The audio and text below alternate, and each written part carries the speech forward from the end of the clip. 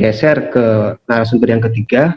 Beliau adalah anggota Bawaslu RI, yaitu Ibu Ratna Dewi Pitalolo. Beliau punya banyak pengalaman dalam proses penyelenggaraan pemilu. Mungkin nanti bisa menyampaikan pengalaman-pengalamannya, terutama terkait dengan spiritualitas, yang itu merupakan tema besar dari buku Bang Arif Ma'ruf.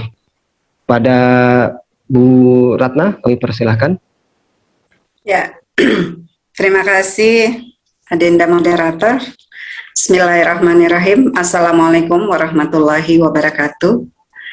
Waalaikumsalam. Selamat siang, salam sejahtera untuk kita semua. Alhamdulillahirabbil alamin.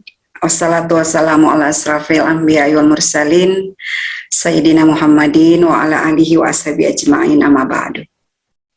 Yang saya cintai dan saya banggakan, penghormatan pertama kepada penulis. Ini saya perlu lakukan karena saya selalu sangat menghargai setiap orang yang mampu menuliskan apa yang ada di pikirannya yang kemudian bisa menjadi bacaan bagi semua orang. Dan bersamaan dengan itu saya juga seringkali iri kepada orang yang rajin menulis. Paling tidak sudah banyak bekal dia nanti untuk bisa menghadap Sang Pencipta ketika tulisannya itu membawa orang pada kebaikan, menjadi amal jariah. Selamat Adinda Arif Ma'ruf Suha, salut dan apresiasi atas buku yang sudah ditulisnya dan hari ini mencoba kita bedah bersama. Walaupun saya sebenarnya agak takut juga nih ikut menjadi bagian yang membedah buku ini, karena pendekatan spiritualitas dengan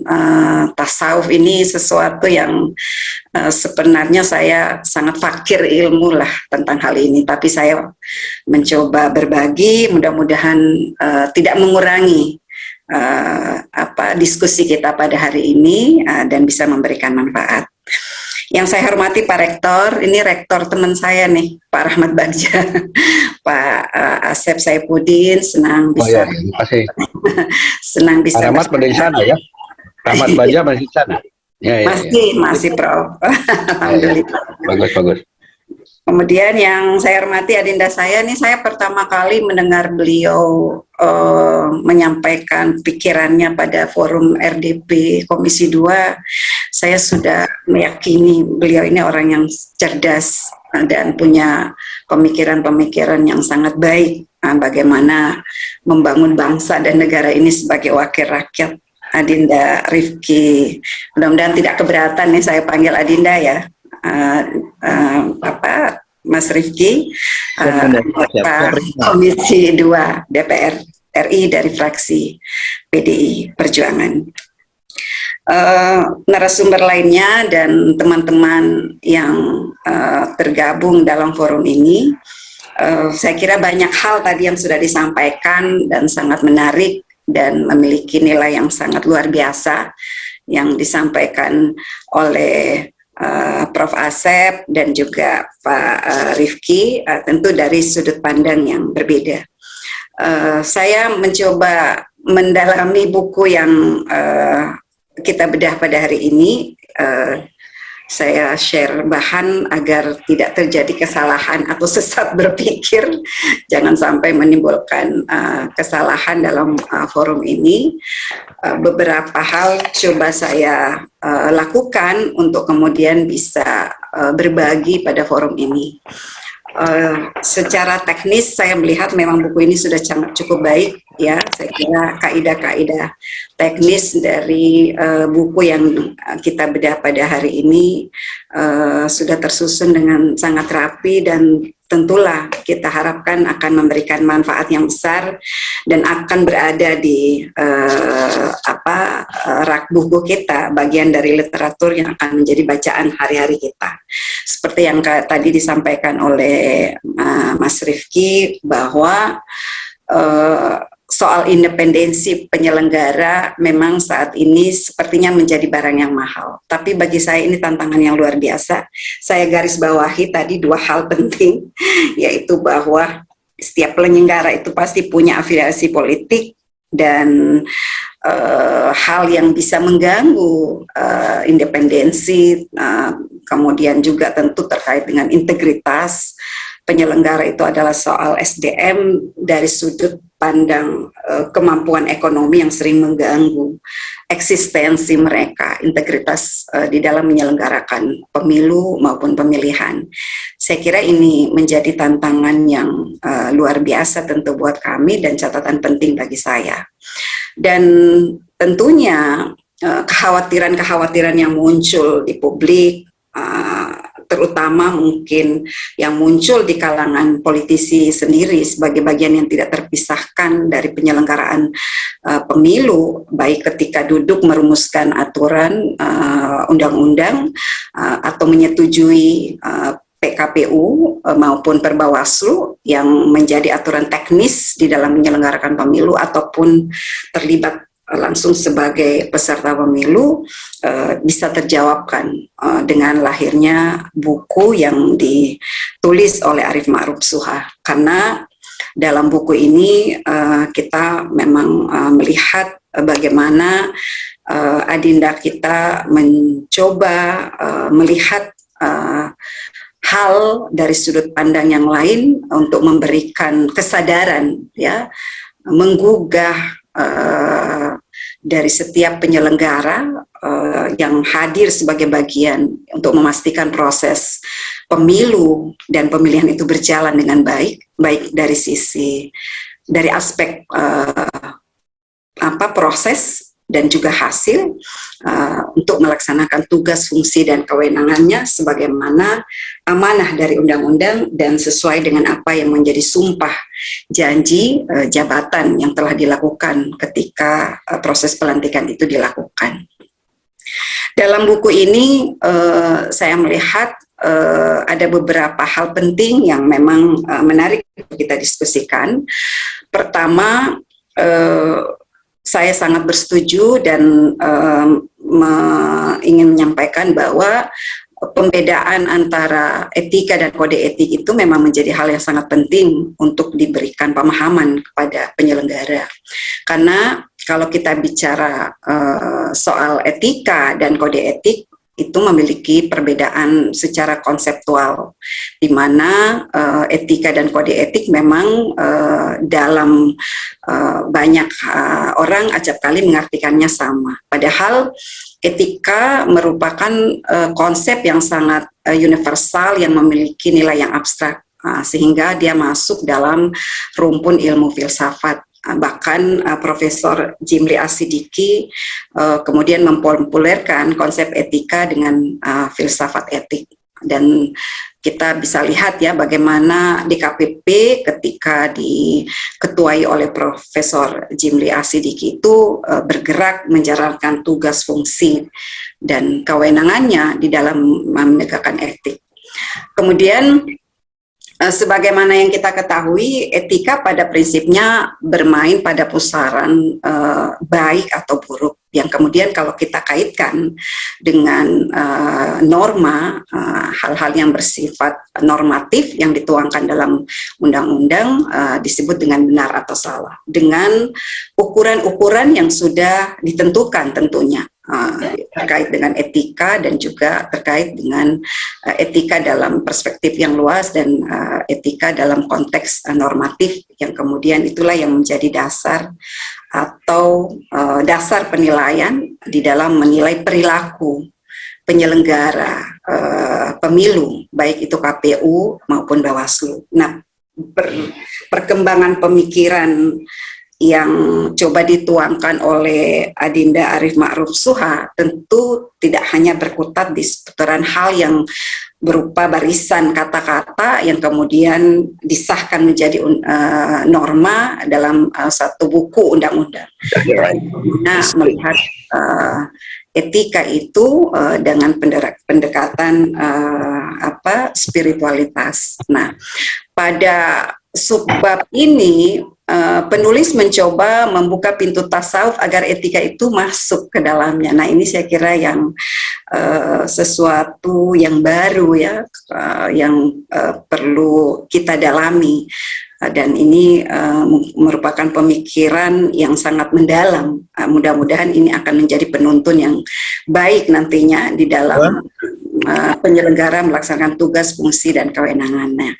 Karena kalau kita belajar soal tasawuf, walaupun saya tidak belajar secara mendalam, tapi pengetahuan saya yang sangat sedikit ini bahwa tasawuf itu memiliki tingkatan ajaran yang sering kita sebut dan kita dengar dengan tingkatan syariat, tarekat, hakikat, makrifat, ya, yang kesemuanya itu mengandung dua makna besar, yaitu habdul minallah dan habdul minannas. Jadi hubungan antar manusia dan juga hubungan kita dengan Sang Pencipta. Jadi konteks penyelenggaraan pemilu yang diselenggarakan oleh penyelenggara tidak hanya terbatas bagaimana kita mengatur hubungan antar manusia, tapi bagaimana kita tetap sadar akan kehadiran kita di dalam proses penyelenggaraan pemilu, bahwa setiap sesuatu yang kita lakukan itu akan kita pertanggungjawabkan di hadapan Allah Subhanahu wa taala. Jadi ada atau tidak ada, diketahui atau tidak diketahui oleh siapapun, bahwa kita yakin dan percaya bahwa sekecil apapun perbuatan yang kita lakukan, maka itu akan terekam dan itu akan kita pertanggungjawabkan di hari akhir nanti, karena setiap amanah itu akan dimintai pertanggungjawabannya. Nah, saya kira ini akan menjadi ikatan yang sangat kuat bagi penyelenggara ketika melaksanakan tugas, fungsi, dan kewenangannya, karena terus terang tidak bisa dipungkiri dan seringkali memang tidak bisa dihindari bahwa kepentingan-kepentingan politik akan mewarnai apa yang menjadi kewajiban yang harus dilaksanakan oleh penyelenggara. Maka tidak heran kalau di beberapa tempat ketika penyelenggaraan pemilu maupun pemilihan itu dilaksanakan, isu-isu atau aroma-aroma keberpihakan itu selalu tercium atau terdengar. Ya, saya kira Mas Rifki bisa menguraikan dengan sangat lugas apa yang tadi disampaikan, karena tentu melihat langsung bagaimana proses pemilu dan pemilihan itu berlangsung baik dalam konteks nasional maupun di tingkat lokal, dan beberapa catatan penting yang kemudian tentu perlu diangkat untuk kemudian nanti bisa diperbaiki terkait dengan independensi dari penyelenggara pemilu, karena bisa jadi hal-hal yang berkaitan dengan nilai-nilai spiritual bahwa apa yang dilakukan itu akan dipertanggungjawabkan di hadapan Allah Subhanahu wa taala itu terkikis oleh kepentingan-kepentingan yang bersifat duniawi. Nah, sehingga ketika kita bicara soal penyelenggaraan pemilu untuk menjaga independensi daripada penyelenggara pemilu itu sendiri, maka pendekatan-pendekatan spiritual ini perlu dilakukan. Nah, oleh karena itu kode etik yang menjadi bagian dari etika, di mana itu adalah merupakan nilai-nilai yang telah dinormalkan di dalam peraturan perundang-undangan, wajib ditaati, bukan hanya sekedar karena kita takut sanksi, tapi kita tahu bahwa memang norma itu dituliskan, dirumuskan di dalam undang-undang itu ya memang karena harus kita patuhi, bukan karena ada sanksi, tapi ada dorongan dari dalam diri kita bahwa ketika kita tidak mematuhi apa yang menjadi perintah di dalam undang-undang, itu akan mengganggu proses demokrasi menuju demokrasi atau menciptakan demokrasi yang jujur dan adil. Nah, saya kira nilai-nilai ini yang perlu didalami oleh penyelenggara pemilu.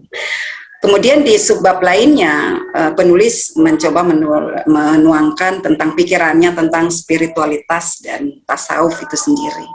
Nah, membedah penegakan etik dari sudut pandang spiritualitas dan tasawuf, menurut saya ini satu langkah maju. Saya tidak ingin katakan ini satu langkah yang unik, tapi bagi saya ini satu langkah maju yang memang perlu dilakukan untuk saat ini dengan kondisi politik kita yang saat ini memang perlu dilakukan dengan pendekatan-pendekatan spiritualitas, sehingga upaya-upaya yang kita lakukan untuk mencari, menemukan, dan memelihara sebuah kebaikan dalam proses politik di Indonesia itu bisa ditemukan.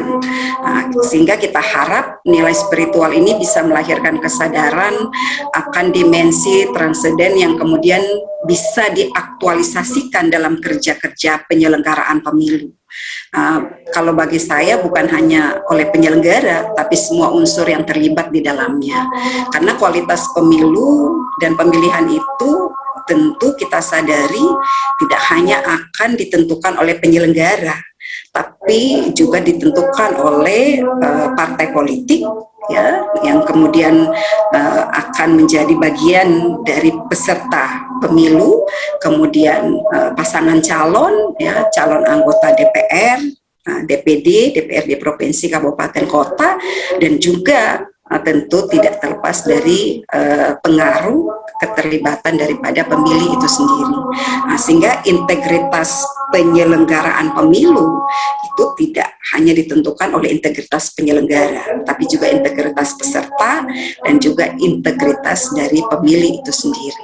Sehingga nilai-nilai ini harus menjadi nilai-nilai dasar yang mempengaruhi cara berpikir dan bertindak dari unsur-unsur yang mempengaruhi kualitas pemilu itu sendiri. Nah, dengan demikian tentu kita berharap bahwa dari kepatuhan nilai-nilai spiritual tadi itu melahirkan kemaslahatan bagi setiap manusia, kemaslahatan, kebaikan bagi penyelenggaraan pemilu.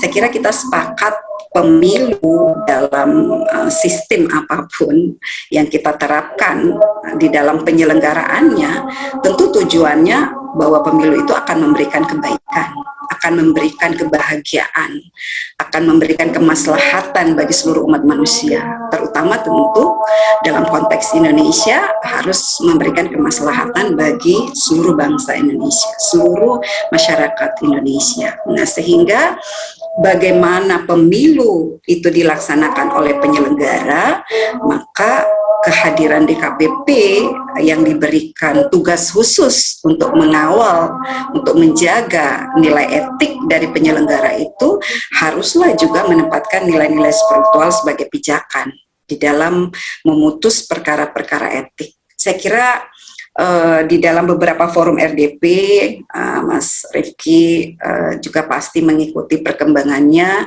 bagaimana eksistensi DKPP akhir-akhir ini memang agak terganggu dengan beberapa putusannya, yang saya kira ini akan menjadi pembelajaran penting bagi kita semua, bagaimana menjaga etika penyelenggara melalui putusan-putusan yang dikeluarkan oleh Dewan Kehormatan Penyelenggara Pemilu. Nah, bagi saya secara pribadi dan juga tentu bagi penyelenggara, ya, anggota Bawaslu secara berjenjang, bahwa bersumpah di hadapan Allah itu sebenarnya bukan hanya sekedar mengucapkan kata-kata yang sudah dirumuskan secara paten, ya, bagaimana dalam setiap proses sumpah dan sumpah jabatan itu dilakukan. Tetapi itu memang adalah bagaimana membangun kesadaran bahwa kehadiran kita sebagai bagian dari penyelenggara yang tentunya tidak terlepas dari kehadiran tangan Allah Subhanahu wa Ta'ala untuk menempatkan kita itu betul-betul harus kita laksanakan. Nah, sehingga dalam kondisi apapun, ketika ada upaya-upaya untuk mengganggu independensi kita, ya, tentu ini harus kita hindari. Saya kira memang ini hal yang tidak mudah. Saya beberapa kali harus berhadapan dengan situasi yang sulit ketika melaksanakan tugas sebagai pengawas pemilu. Saya sepakat, ya, tantangan kami di tingkat daerah itu lebih besar jika dibandingkan ketika kita menjadi penyelenggara di tingkat pusat. Ketika menjadi panwas di Kota Palu ataupun juga menjadi panwas di Provinsi Sulawesi Tengah, ya kita harus berhadapan dengan massa, ya, dengan partai politik yang marah ketika dipanggil untuk klarifikasi, ya, ataupun juga calon yang dengan sangat arogan menolak untuk dipanggil ketika kami melakukan klarifikasi, dengan kemudian keluarnya tuduhan-tuduhan fitnah, ya, terhadap penyelenggara, keberpihakan dan lain sebagainya. Nah, semua itu harus kita hadapi dengan tindakan-tindakan yang profesional, sehingga kerja-kerja penyelenggara yang taat pada aturan itu akan menjadi argumentasi yang kuat bagaimana kita melaksanakan tugas, fungsi, dan kewenangan kita. Nah, teman-teman sekalian, saya kira bagi saya secara pribadi buku ini akan menjadi bacaan yang sangat baik, ya, untuk menambah wawasan kita, menambah pengetahuan kita bagaimana bertindak di dalam melaksanakan tugas, fungsi, dan kewenangan dengan pendekatan-pendekatan yang tidak hanya bersifat normatif semata. Nah, kalau kita memahami buku ini dalam pendekatan positivisme hukum yang akrab kita menyebutnya dengan legisme hukum, bahwa ajaran ilmu hukum juga menggambarkan kepada kita mengenai fase tingkatan pengetahuan manusia yang justru berawal dari tingkatan teologis. Artinya bahwa paham positivisme hukum sekalipun berbasis pada pendekatan normatif, juga memulai pengetahuannya dari pendekatan teologis. Jadi memang membaca norma tidak hanya membaca apa kata-kata yang terurai di dalam barisan kata-kata di dalam undang-undang, tapi juga memahami apa yang menjadi asbabun nuzul, ya, apa nilai yang terkandung di balik norma tersebut. Nah, sehingga itu akan bisa membawa kita pada sebuah putusan yang tidak keliru, ya, atau putusan yang tepat di dalam melaksanakan kewajiban kita sebagai penyelenggara. Dan paling tidak, pendekatan seperti ini akan membawa kita mengenali siapa diri kita sebenarnya. Siapa itu Bawaslu? Apa yang menjadi tugas pokok Bawaslu? Kenapa Bawaslu itu ada? Apa pentingnya Bawaslu hadir dalam proses pemilu? Nah, pertanyaan-pertanyaan mendasar ini itu akan membentuk karakter kita sebagai penyelenggara yang sangat baik. Jadi tidak hanya sekedar menyelenggarakan atau menggugurkan kewajiban, tapi ada nilai-nilai atau misi yang kita bawa untuk menghadirkan pemilu yang berkualitas, pemilu yang jujur, dan pemilu yang adil dalam segala aspek penyelenggaraan yang kita lakukan, baik bertindak sebagai melaksanakan fungsi pencegahan ataupun di dalam melaksanakan fungsi penindakan, baik itu penanganan pelanggaran maupun juga penyelesaian sengketa. Nah, sehingga ini bisa memberikan efek positif dalam penegakan etik penyelenggara pemilu. Nah, ini saya lihat hal-hal yang di subbab spiritualitas dan tasawuf sudah dibedah dengan sangat baik oleh penulis. Saya ingat betul, ya, apa yang disampaikan oleh Prof. Jimli Asidiki terkait dengan pelanggaran kode etik penyelenggara pemilu. Beliau mengatakan begini, bahwa melanggar etik itu belum tentu melanggar hukum, akan tetapi melanggar hukum sudah pasti melanggar etik.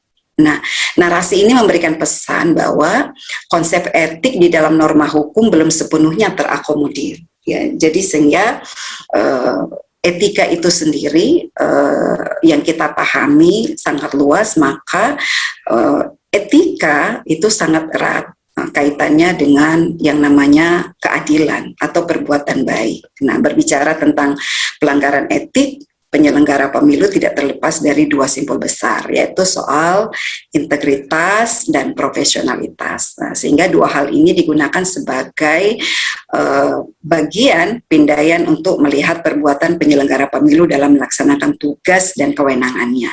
Integritas menyangkut nilai kejujuran, keadilan, kemandirian, dan akuntabilitas, serta profesionalitas menyangkut nilai kepastian hukum, proporsional, efektif, dan efisien. Saya kira asas-asas penyelenggara ini sudah tertuang dengan sangat baik di dalam undang-undang pemilu kita. Inilah yang menjadi petunjuk, ya, landasan kita di dalam berpikir dan bertindak di dalam melaksanakan tugas, fungsi, dan kewenangan kita. Demikian juga membedah soal keadilan. Saya kira tadi penulis sudah melihat menyampaikannya dengan sangat lugas bagaimana keadilan itu sesungguhnya sudah dituliskan di dalam Al-Quran yang sehari-hari menjadi pedoman hidup kita, sehingga menjadi sangatlah tidak benar kalau kemudian dalam tugas-tugas keseharian kita yang meyakini bahwa Al-Quran itu adalah menjadi penuntun kita di dalam berpikir dan bertindak, kemudian mengabaikan rasa keadilan itu sendiri di dalam melaksanakan tugas, fungsi, dan kewenangan kita sebagai penyelenggara. Tentu termasuk tugas, fungsi, dan kewenangan DKPP di dalam memutus perkara pelanggaran etik itu sendiri. Nah, isu menarik yang dapat dielaborasi oleh penulis menurut saya, yang kemudian mungkin nanti bisa melengkapi bahwa dalam beberapa bacaan dan amatan saya, baik sebagai penyelenggara pemilu maupun kemarin juga pernah sebagai anggota DKPP dan sebelum di pusat juga pernah menjadi tim pemeriksa di daerah, ya, nampak dalam beberapa pemeriksaan yang dilakukan oleh majelis pemeriksa DKPP, baik itu yang dilakukan di Jakarta ataupun juga yang dilakukan di pusat, biasanya terjadi pengingkaran serta penyampaian bukti dan kesaksian yang tidak benar dilakukan oleh pengadu, teradu maupun saksi yang dihadirkan. Nah, sehingga menurut saya perbuatan semacam ini dapat dikategorikan juga sebagai penghinaan terhadap peradilan etik. Nah, ini mungkin menarik juga nanti untuk dielaborasi oleh penulis sehingga ke depan dapat diangkat sebagai satu penemuan baru yang tentunya berguna bagi masyarakat dan khususnya penyelenggara pemilu. Karena hal-hal seperti ini tidak bisa kita biarkan, ya. Penyelenggara pemilu yang sudah melaksanakan tugas, fungsi, dan kewenangannya secara baik berdasarkan asas pemilu maupun norma yang tertulis dalam undang-undang, tentu harus dijaga kehormatannya agar tidak menimbulkan fitnah yang kemudian bisa mengganggu eksistensi dan mengurangi trust publik terhadap proses dan hasil pemilu yang diselenggarakan oleh penyelenggara pemilu. Sehingga apapun yang dihadirkan, pernyataan yang disampaikan di depan pengadilan harus diyakini kebenarannya. Ketika terjadi kebohongan dan ketidakbenaran, maka harus ada upaya untuk bisa memberikan sanksi terhadap hal-hal tersebut. Karena ini bahagian daripada upaya untuk menjatuhkan eksistensi penyelenggara pemilu, dan dalam pendekatan peradilan ini adalah sebuah penghinaan terhadap proses peradilan. Dalam hal ini adalah peradilan etik yang dilakukan oleh DKPP.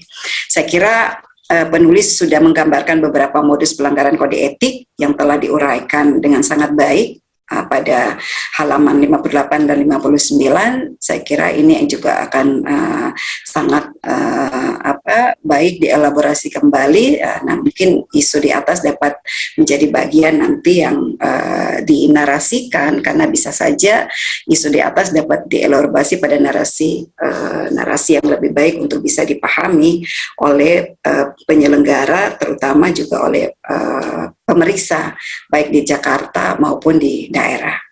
Saya kira ini beberapa hal yang bisa saya sampaikan. Mohon maaf kalau tidak sesuai dengan apa yang diharapkan, tapi berbagi apa yang sudah saya bacakan bagi saya adalah bagian penting untuk ikut memberikan kontribusi pada diskusi kita pada hari ini. Terima kasih. Wassalamualaikum warahmatullahi wabarakatuh.